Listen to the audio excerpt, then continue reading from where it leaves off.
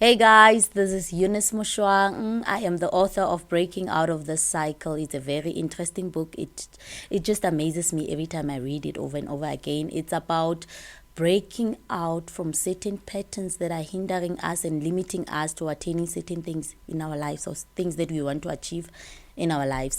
I reflected into the past where a little bit about when the colonists came in Africa to settle. They studied human behavior, they studied our personalities, they studied how we do things, how we eat, and they tried to find ways even to diagnose our personalities. And that's one thing that we as Africans are neglecting. We are not able to tolerate or adjust to each other's indifferences or each other's personalities, that we allow certain people to just, define us. So it's about defining yourself, finding yourself in everything that you are going through, and also finding a song. Because in the book about breaking out of the cycle, I mentioned Isaiah 54, which speaks about sing ye, you barren women who cannot bring forth. Find a song.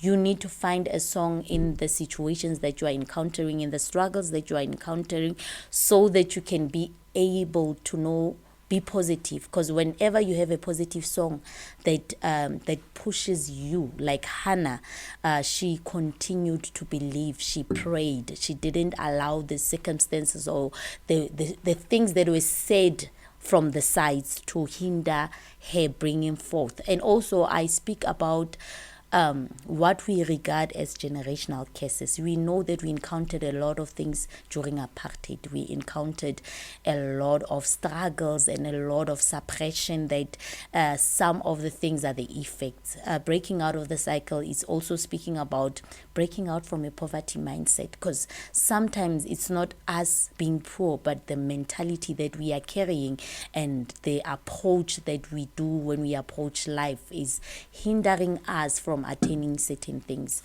And yeah, I spoke about worship. What is worship? Because now if you want to break out, you must be able to know how to worship God, because in the midst of everything you need to know that God is the center. He's the one who created the past, who created the nowness, and also who will pave the future. So now we need to know the past. We need to know the things that our forefathers failed, and they things that they did that can make us better individuals, because not everything in the past is bad. Yet again, not everything in the past is good. So now we need to come to that point where we just reflect to the past, look at the nowness also, to pave the future for our generations, our children, our children's children, because whatever that you do now, it's going to impact the future. Thank you so much. I think I am done for now. Yeah. So, Eunice, please explain to us. I see you speak in your book about generational curses, and your book is about breaking out of the cycle. So, I believe in your book you're speaking. I saw in your book you're speaking about breaking out of the cycle of poverty. So, how do you break out of the cycle of poverty? Of poverty. Okay, I believe that the only way we can break out from poverty is changing our mindset. We know that the reality is that we are still living in the effects of apartheid. We are still living, or we are still carrying the fruit of whatever that apartheid has done. Even though we are liberated, even though we are free, we know that majority of our black South Africans are still in poverty. But now, having to break out from a poverty mindset, it's firstly thinking that, you know what, you can't settle in a situation that you are seated in. If you are living in a shack and you think that the parameters that you need to focus on is the surrounding of the shack that you are staying in, then you are already living like you are suppressed. But the minute you find you come to that state of knowing that there are many opportunities that you can venture in, you need to be educated, you need to equip yourself, you need to go out, develop skills so that you can become a better person. The minute you come to that point of doing things differently, then I assure you, you are going to be able to break out from a poverty mindset. Don't allow people to define you, because the minute you find identity from people, it's not going to be easy for you to break out of poverty. But the minute you understand that your identity is within Christ, in you, the hope of glory, he is inside of you. And if Christ was able to be seated in heavenly places, it means that that's what you need to focus on. That's what needs to be your mark, your point. Yeah, you are above, you are not below. And the minute you just face life in that manner, you'll be able to break out from a poverty mindset. To someone who doesn't understand, you spoke also about generational curses. Can you please explain to us, according to what you've written in your book, what are generational curses? Okay, like I said that in my book, I spoke about breaking out, ne? And I mentioned Isaiah 64. And when I started speaking about a case, I also reflected to barrenness, ne? Because we know that from the biblical context, barrenness was regarded as a case, ne? A case in the Hebrew context, it's called anathema. We know there are blessings and there are curses. So if you are not able to bring forth, it was regarded as a curse. And when I spoke about breaking out from a generational curse, I believe that there is a blessing that God has given us, from the foundation of the earth. Even in the Bible, in Psalms 139, he ordained us in the womb so that we can prosper. So it means that prosperity is our portion. So if there were to be people who regard, or things that we regard as generational curses, we need to be able to overcome it.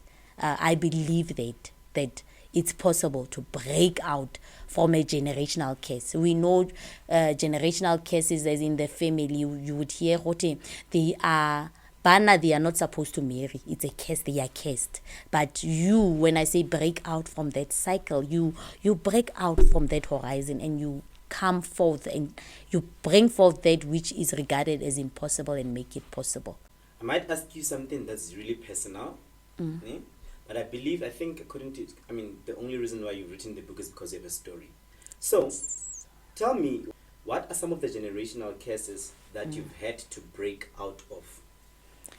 Okay, individually, I come from a family background that, firstly, I would say that education is something that we speak, but we were not applying. So I had to be the first to go to university, and after going to university, I assure you, my niece and nephews, they went to university. That's one of the cases that I broke out of.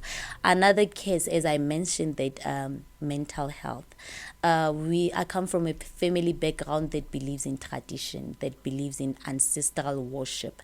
And as a Christian believer, I had to overcome that, that calling that they regard. And I mentioned also in the book that I encountered a mental situation where it was even regarded as ukutwasa, but me as an individual, I stood against it from my father's side and my mother's side. Like, it was an attack that I had to break out of. And also individually, in marriage, we know that there are things that women we need to be we need to behave in a certain way, or we need to compromise ourselves from a certain point to be submissive. And I would say that there are many opportunities that I was neglecting when I was married, that the minute I separated, which I'm not saying marriage is a bad thing. Marriage is a very good thing.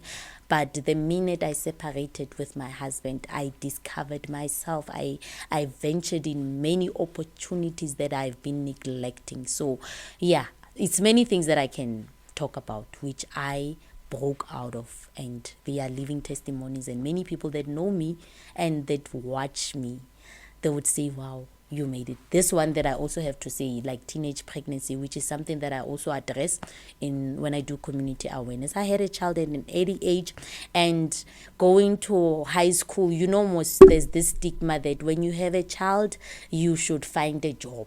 you should not consider pursuing your studies and everything, and you should just think about cleaning the house and doing what and being a wife, and that's one thing that I even encourage a lot of young individuals to break out of. I had a child at an early age in a private school where there would be people who come and motivate us and advise us, and me, sometimes I'll be put there at the corner where they will say, no, when not, because you have a child, you shouldn't focus on these things. But I always made sure that everything that